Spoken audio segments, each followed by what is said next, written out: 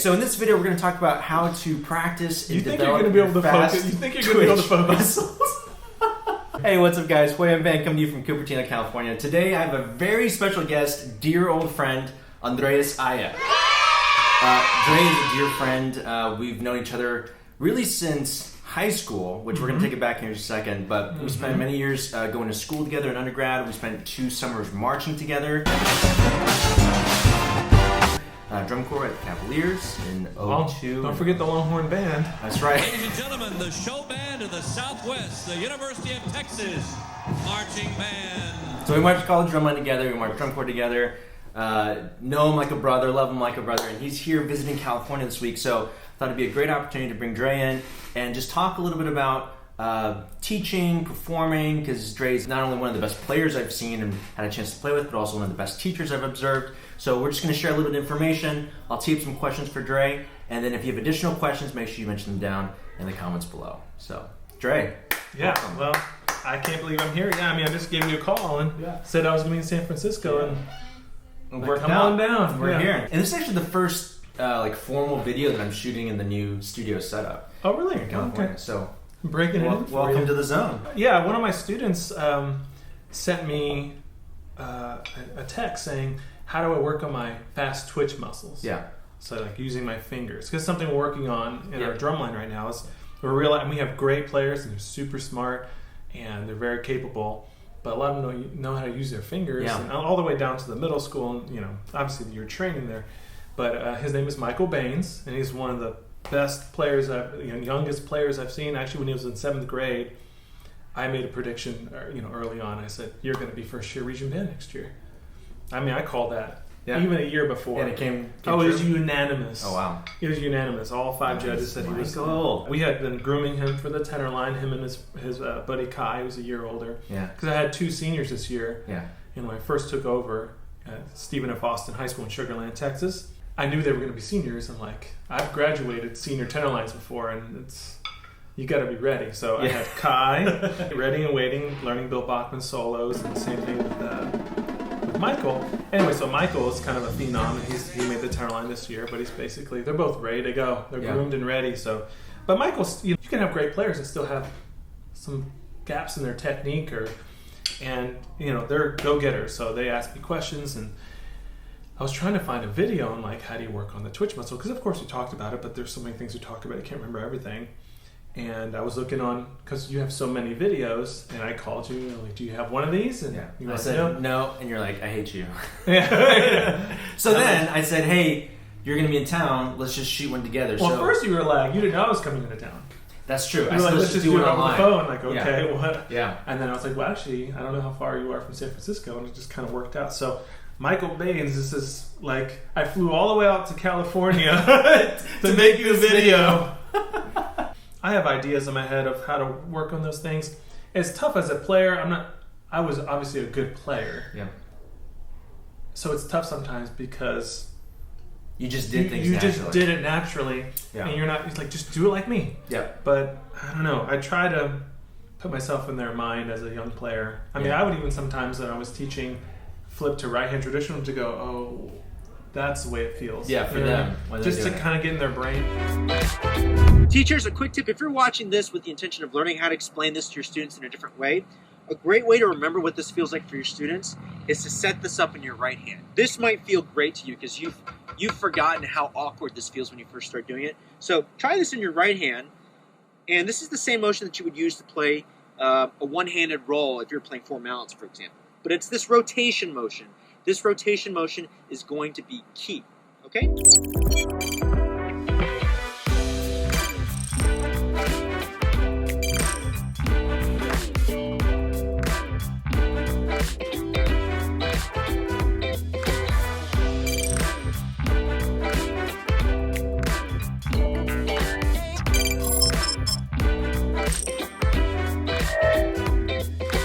That's the way it feels. Yeah, for them. Just to kind of get in their brain. I think this is one of those things that happens when you teach is, like Dre was saying, things that you end up just doing naturally, then you have to kind of figure out, well, how is it that I do this? And then as a teacher, you try your various explanations or tools in your toolbox to get students to understand or do the thing that you want them to do. Just to give a little context here, I spent years watching Dre play, and he was the one that showed me a lot of the things about the way that I incorporated into the way I play now. So, but wait, do we talk about real quick how we met? Let's do that in part 2 in a second video. Okay. We'll take it back, and that's when we'll drop the wisdom. Because it's video. a meet cute. Coffee with latte milk? You never heard meet cute?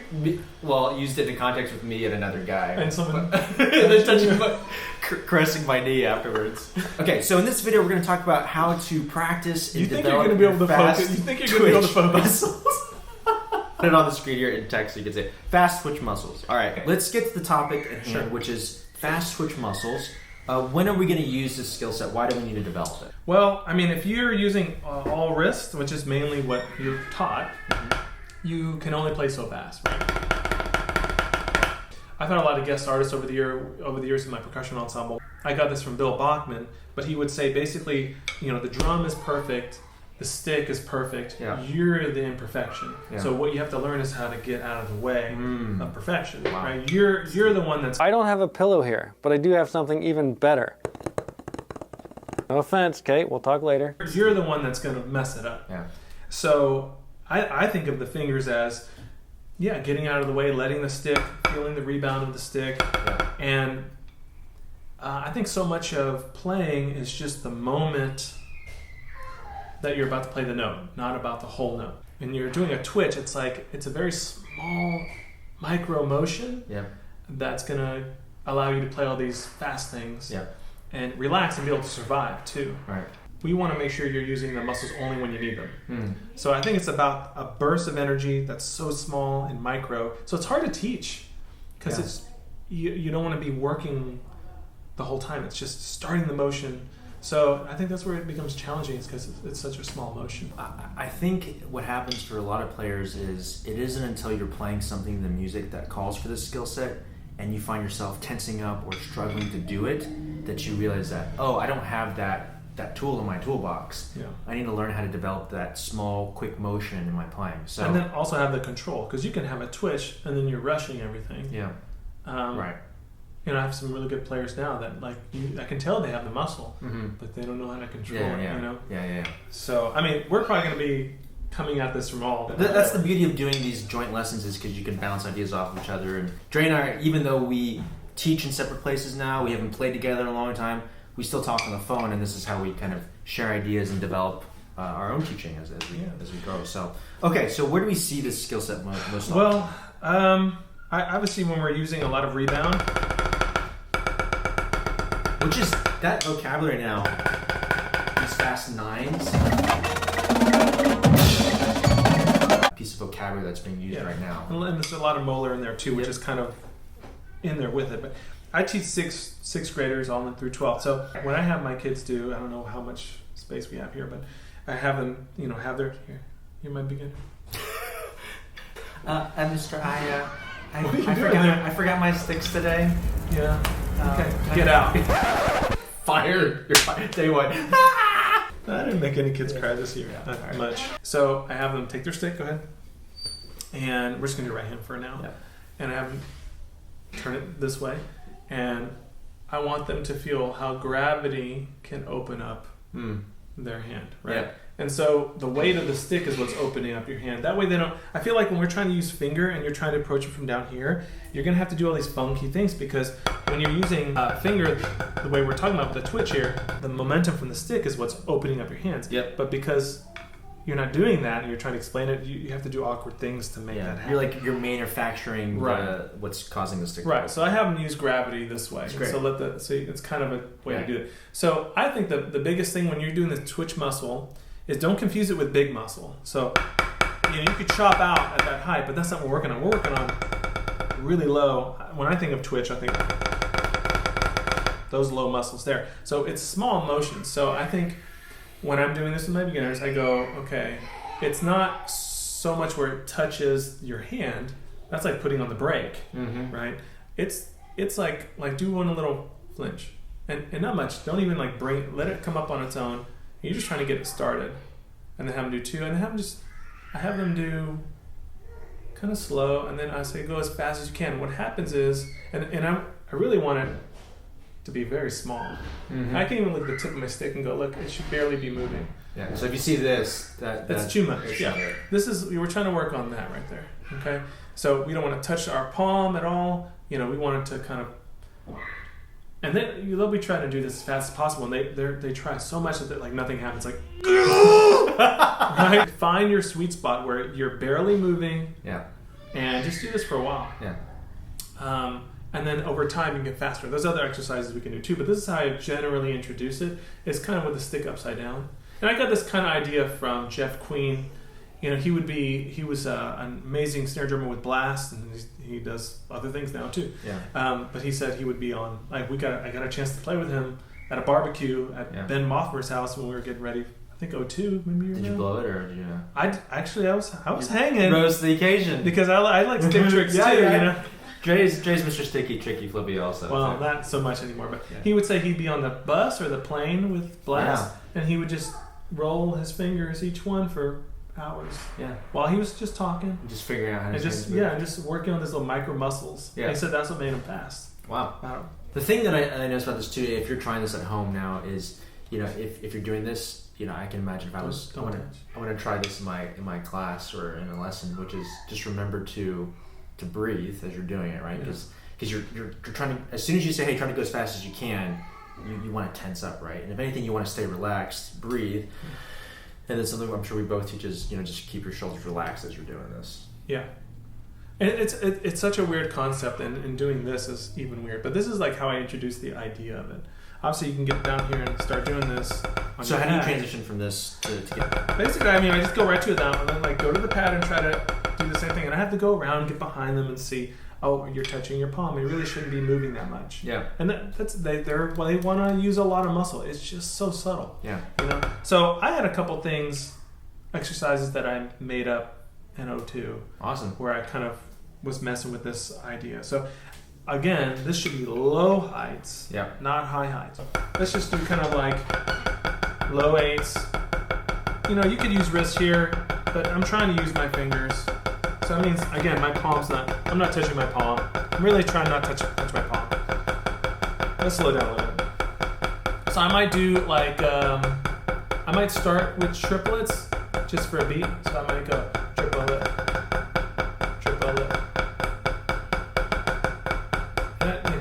You could do this for 5 minutes, you know. When you're first starting, this might be hard. And then 2.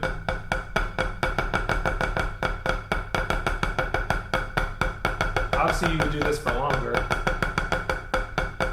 But I mean, for us, it's easy. I'm sure for a beginner or even some high schoolers. See this? Yeah. Yeah, they're tensing.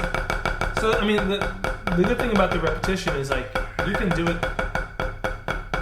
Some of getting better is experimentation. Yeah. So you can. And even if you fall out, let's say I do it, I go. Just work it out.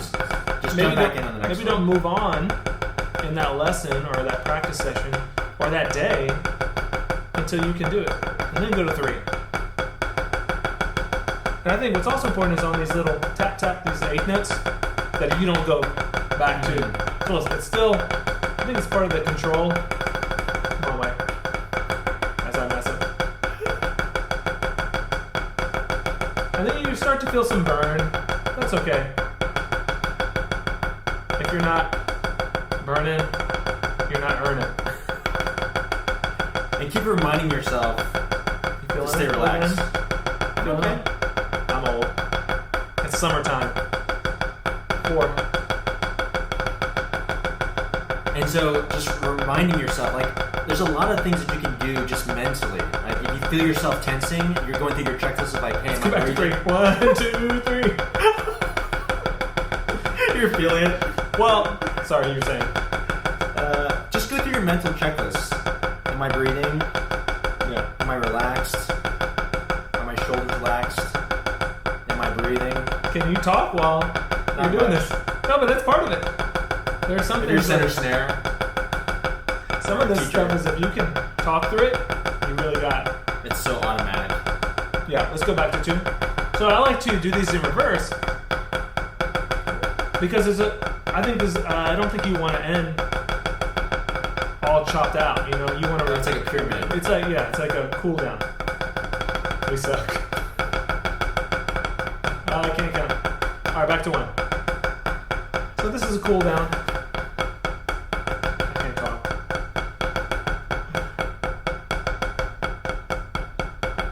And then just do nothing. Just kind of relax. All right. Now You probably switch to the left hand, right? I so would- my hand already feels. Sorry to cut you off, but No, it's already fine. feels warmer and more relaxed. Like I'm feeling it right here. I already Where feel are you like feeling it? maybe like a little bit here and a little bit up Ridiculous. top Okay. here. Okay, yeah. Well, also when you get warm, I notice when I get warm, like I really get warm, like I can feel it. You know, Oh, like it's- body your heat. in body heat, yeah, I Yeah, can yeah. feel it. But anyway, so I would do that also with just in our camps we do in Cavaliers Saturday mornings we would warm up with fingers, Yeah. and that's awkward and weird, especially with your hand. left hand and stuff. But I think that's also helpful. You know, just to isolate just your finger. You can do that a couple ways. I don't know what's the best angle on left hand. We got 3 Okay. in here, so. So I'm gonna go right here. So you can do the same thing, just each finger, even pinky. Because some of it is learning to get out of the way of the stick. A lot of it, really, Yeah. pretty much all of Yeah. it. And sometimes you don't know how to do that. Your pinky just kind of stays shut the whole time. Yeah. So I could do that different way. A lot of different ways I could do it. Where my others are just kind of out of the way. I could add on where I'm using these 2 and then these 3 and these 4. I could do it where I'm kind of moving the stick around and just really isolating my middle finger, Yeah. or my ring fingers. 'Cause this gets tough. Or even my pinky. Like they look at me like I'm crazy. But even just learning how to just use your pinky. So I would do the same exercise in those variations. This seems really extreme, but to me, it's like a really great basketball player understanding how to rebound. Well, I'm also a good basketball player. Yeah, the best. So, yeah, but just like you really understand how the stick rebounds, and this is one way to do it. We're not saying like, hey, this is how you have to go through, and that you have to break down every finger. That's just one of the ways that we go about experimenting. Well, yeah, I think it's part of my personality is that Yeah, I would go crazy. to the nth degree. Yeah, even with the exercises off the left, backwards, different variations. So even this, I'm trying to like figure out. It's part of like I would tell my students like with traditional grip, like how do you roll the traditional grip? Well, I could roll however. I could hold the stick. It's still get it out. I could maybe. I mean, we'll work on that one. yeah. I could roll like this. So you learning how the stick works. So just go back to that exercise. Sure. There's 2 things that I noticed and that I really like about it. I feel like sometimes students and players think that you have to be really aggressive with your warm up to get warm, and that was actually like we didn't hit a threshold or a breaking point. We were just. But even just that little bit, and we're playing at 3 inches, my hands feel looser and more relaxed. It's like a light jog in place kind of. Yeah. So I feel like I'm moving already.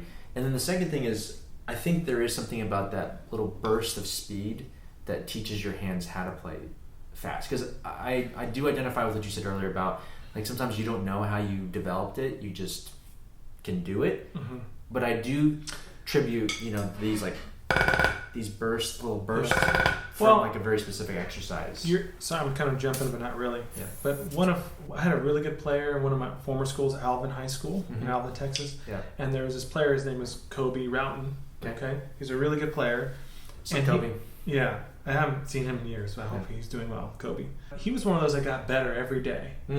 And in my brain, I was trying to think, how does that happen? Because I was there, but I'm trying to really examine it.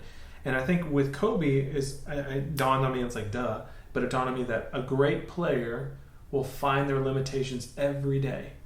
So part of doing the stuff that we're doing now, which we're going to try some other stuff in a second, is if you want to get better, you have to find what you suck at, you know? And you have to touch that every Bump up day. against it. Yeah. Keep pushing it. I guess some of the things I was trying to really figure out in Alvin was, okay, I've got a lot of decent players. How do I get them to be great? Yep. But the problem was that I tapped in with Kobe was like, okay, you're just playing what you're good at, everybody. Yep. You never are doing like Kobe where he finds his ceiling. You're looking for it. Because first of all, when you find it, then you know, and you can like push it up a little bit every day. Right. So I think a great player and someone who's going to get better finds their limitations every day. Yeah. In some way, they just explode because they can't do it. Yeah. And they figure out what those deficiencies are and address them. I just think about them like you find your weaknesses and you turn them into your strengths, and then so there are no more weaknesses. Yeah, you know. for sure. So I mean, so we could take that same idea. I don't know if you want to keep going. Yeah. But do 16th notes. That's even more of a burst. Let me add something to that before we go to the next thing, which is that finding that weakness is two parts, right? One is knowing what are the areas that you should be looking for to find those weaknesses. Is it weaknesses in your inner beat quality? Is it weaknesses in your double quality? Having those categories to look for those weaknesses. But then also wanting to find those weaknesses, because I think a lot of players, they want to play what they're good at, right? Because it feels good. You're showing off and it feels good and you feel like you're really good, but you know, to experience that all the time, you've got to take it to that next step where you're actually actively looking for them. Well, and that's also a mentality too, like we talked about, having more awareness, but also like your most important asset are your ears, right? Yeah. So how does the sound quality sound? Does it sound right? Don't hear what you hear in your head. Really listen. Does it sound, be honest with yourself, does it sound big enough, full enough? Yeah. And is the interpretation correct? Right. Be honest with yourself, because then I think that's also part of it, is wanting to hear that, yeah, I do sound bad. Like recording yourself. Yeah, there's no excuse for that now with the technology that we all have available with our smartphones. Like, if you're not recording yourself, that's like having a Ferrari in your garage and not driving it, right? Yeah. So, okay, so 16th notes. Yeah. So you want to do the left just to show how bad our lefts are? Yeah. Okay. So let's do the same thing. So with the left. Okay. So first of all, All right. Here we go. Ready? Hey, what's up, guys? Huei-Yuan coming to you from Cupertino, California. Hold on, wait a minute. I'm like looking at you like, what are you doing? Do you go 1, 2, 3? Yeah. The 1, 2, 3 is the. So I sync the video. Sorry, because that would have been me like. All right. What's up, guys? Huei-Yuan coming to you from Cupertino, California. Wait. You gotta like do the 1, 2, 3. I need to know where to look. Because again, I'm like, just look at the camera. Okay. I don't want to look. You look beautiful. Yeah. That's true. Hey, what's up, guys? Huei-Yuan.